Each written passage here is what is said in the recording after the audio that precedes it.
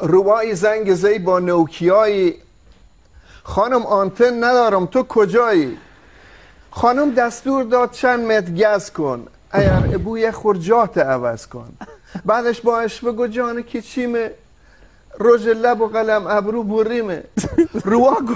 روا گفتا به دنبال شکارم، قطع وصل بو آنتن ندارم، منی گم بیمه به من جنگل. خدایا چه کنیم ز دست زنگل؟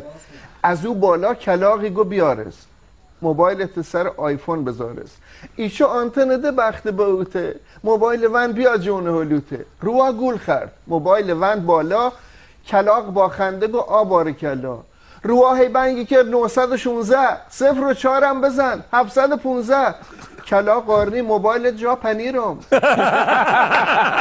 من از چند سال پیش رد زویرم.